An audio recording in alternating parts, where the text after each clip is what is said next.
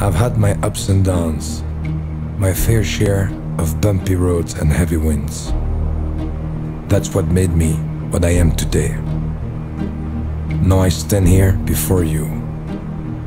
What you see is a body crafted to perfection, a pair of legs engineered to defy the laws of physics, and a mindset to master the most epic